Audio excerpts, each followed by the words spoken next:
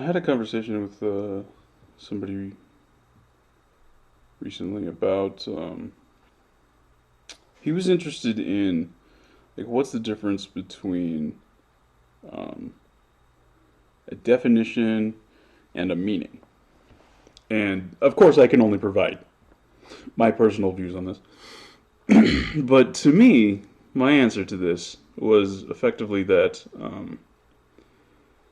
a definition is usually like it's more artificial. It's sort of the easy, lazy, communicable package, right? So it's going to include things like context and stuff like this.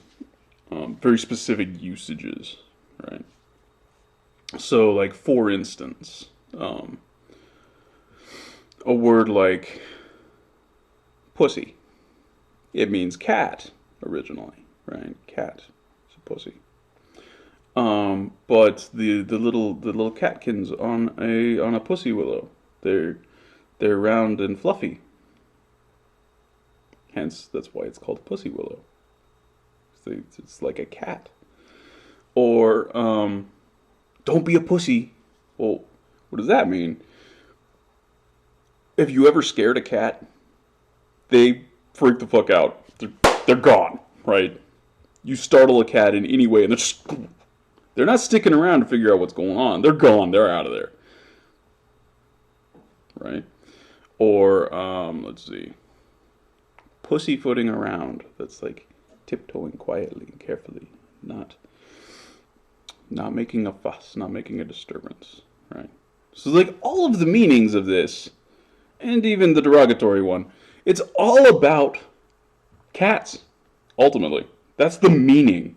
But the definition, because you have all these different usages, is going to be different. And if you look at a dictionary, this is what happens. You get, so like apple is another one. Right. So an apple, you think it's the fruit from an apple tree. Well, but you also have you have the term showing up in other places. Um, you can have a rose apple. That's the fruit from a rose. Or you can have a pineapple. That's not the fruit from any roseate. Um, or like the fruit on a cashew. What do these have in common? They all have in common that it's a pretty much round, globular, dense, fleshed fruit. That's what apple means. That's the ultimate meaning of apple. But then we have all of these, like, if you look in a dictionary, all of these potentially different definitions.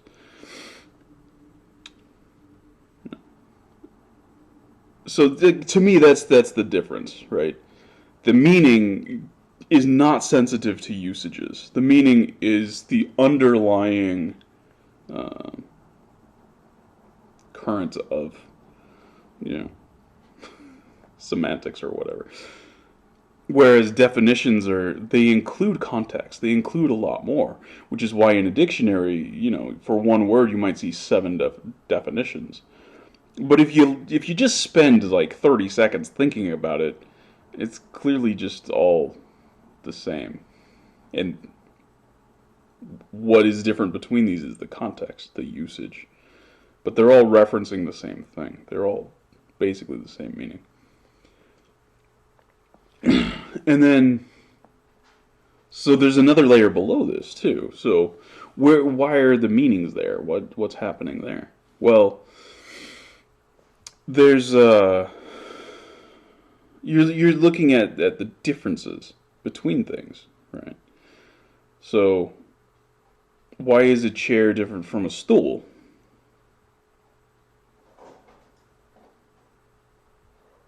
I don't know what your answer to that is, but we could come up with some answers and say, well, a chair has a back and a stool doesn't. This may not work for all instances of chair. It may not work for all instances of stool, but it's a reasonable, like, okay, you know, it's sort of There's a difference there. What's the difference between a cat and a dog? And now you can delineate quite a few things. And this one leads me to some really interesting issues, right? So you'll find you know news articles or scientific papers, or which is absurd, or like YouTube videos on sort of like populist pro-science YouTube channels. Whether it be, they'll ask questions like, "Why is all sand the same?"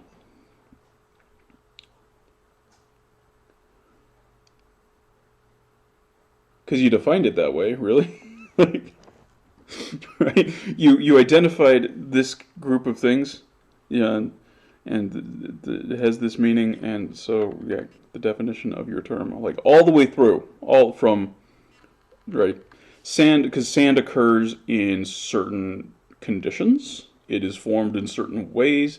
The grain size is within a certain range, and because of this, pretty much the material has to be a certain thing too, in order to be able to accomplish this in a natural setting. So pretty much all sand is going to be the same, because if the grain size is smaller, now it becomes like dust or clay, and something like that. It's not sand anymore. And if the grain size goes bigger, well, now it starts to become gravel, and it's not sand anymore. This is a stupid question. Why is all sand the same? Well, it's made out of like quartz mostly, or something similar to that, because that material is extraordinarily robust, and you achieve sand via extensive weathering. So you're not going to get sand made out of wood, because it's going to just disappear. It's going to rot. You're not going to get sand made out of soft, like gold, because gold won't behave that way.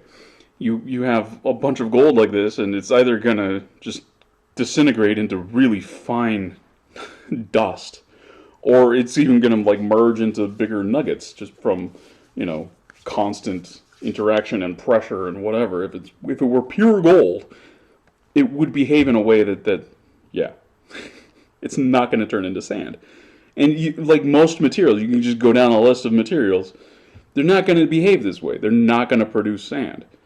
Very few materials will. So sand, by and large, is going to be all the same. This is not a mystery. I don't understand why you're even asking the question. Or another example is, why is there only one species of human alive today? And this one, it's amazing to me that this is a question anybody would ask, because clearly we defined it that way. 100 years ago, the general scientific consensus was there was not just one human species on the planet. But that sort of thinking, because people are assholes, led to things like the Holocaust. So we'll kind of change our tune a little bit after reassessing, and we're like, oh, you know what? Hey, sorry, we're all one. We're all one. The hippies were right. The 60s and the 70s, the hippie movement was good for this, and the civil rights movements. And you know what? There's only one species. But if you were honest, the differences that you see in human populations, if you took those physical differences, and they were occurring in lizards, right? You would say, oh, there's like 8 species there. And it doesn't mean anything. Like, none of the species is better than any of the others. Right? Like, they're lizards, right? Like, okay, they eat bugs and they do their thing and whatever. They live in the garden, and like, they're a nice thing to have. Like, whatever. I'm not gonna kill the black lizards more often than the white lizards just because they're black. Like, that's ridiculous. They're all whatever. But when it comes to people, well, if we say that they're different species, now we get to kill some people more than other people, and because we're terrible. So we can't do that. What we have to do is say, nope, science says that all humans are the same species now. So this is now a stupid question because not only did we define it, but the reason that we defined it is because we're terrible and we can't handle the truth. This is a question beyond science at this point. You're not allowed to have an answer to this question. Also, notably, it's interesting, right?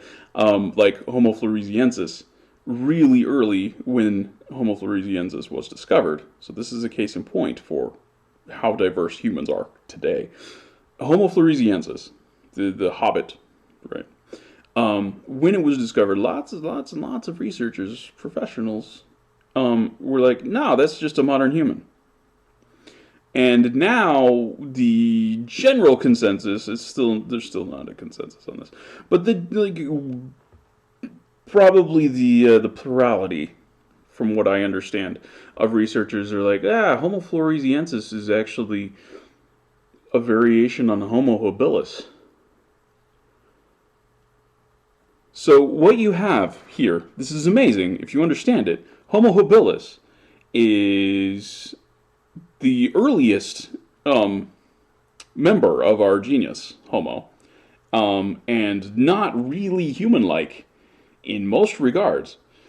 The brain case is a little bit bigger than a chimp. It's very comparable to a chimp, and the facial structure is very comparable to a chimp, and the body size is very comparable to a chimp. And yeah, but when faced with a skeleton of this animal, this type of person, a lot of modern scientists were like, oh, yeah, it's a modern human being. So if that is not evidence that they are full of shit when they're saying, oh, this is a different species of human, and this is the same species of human, and they're just making shit up. Right? If anything, it's based on politics. I think most of the time it's just based on, oh, I could get my paper published if I say I'd found another species of human. Yeah. Homo floresiensis. If science really had a clear sense of what modern humans are, how the hell did they identify a Homo habilis as a modern human? Just saying. Also, that indicates that the range of anatomical features found in modern humans is pretty broad, right? You get like Mbuti pygmies, and you get, tall ass, skinny ass Maasai, and you get freaking Sasquatches like me. All sorts of skin tones, all sorts of hair, just hair, the way hair works, right? Asian hair is different from European hair, is different from African hair, right? Eye color, like, all of the differences. If you found them in other kinds of animals, you would say, oh, those are different species. And we even do this with our close relatives like chimps and gorillas and orangutans, right? The reason that there's multiple species of chimpanzee is because of little tiny things like this, like really tiny differences in appearance. It's not about their ecological niche. They have the same ecological niche. It's not about their diet. They have the same diet. It's not about, right? It's about tiny differences in their appearance. It's not about their ability to interbreed, because they can interbreed. So, come on now. There's one species of humans now because you defined it that way. And you kind of had to define it that way because we're just terrible to each other. Given any excuse to murder each other, apparently, we will.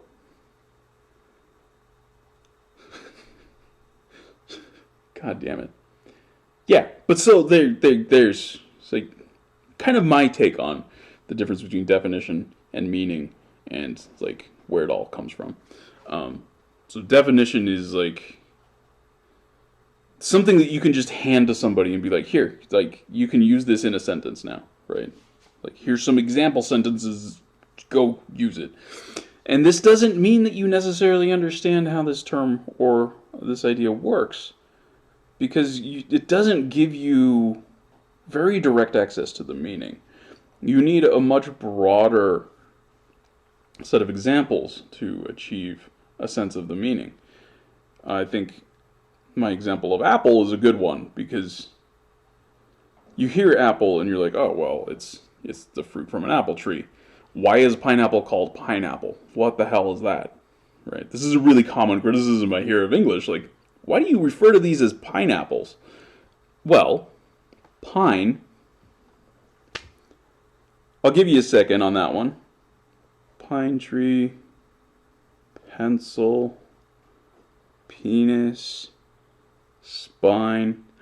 The root is that PN thing with some vowel in the middle, and it means like a long, hard, sharp thing. Well, so a pineapple is a globular, like, hard fruit that has little spikes all over it. The name makes perfect sense. But it only makes perfect sense when you appreciate what these component morphemes actually mean. If you have definitions for them, you're like, right, pine, well, that means like a fir tree, a pine tree, right? And apple, well, that means the red or green fruit from an apple tree. A pineapple is not about either of these. What are we doing? And that's the confusion, right? They'll say, but pineapples don't grow on pine trees and they're not apples. What are you doing? You're not understanding the meaning of these constituent morphemes. When you do, it makes sense. Porcupine also has pine in it. And the other part is like pig, right? So it's spiny pig. When you look at a porcupine, it looks like a spiny pig. That makes sense. Also, they taste good, like pig. Like, it makes sense. But yeah, so that's a very literal definition of, or a very real example of how taking definitions literally can screw up your sense of meaning. So meaning and definition are actually different from each other. Meh. I'm losing my ability to speak, so on to another video!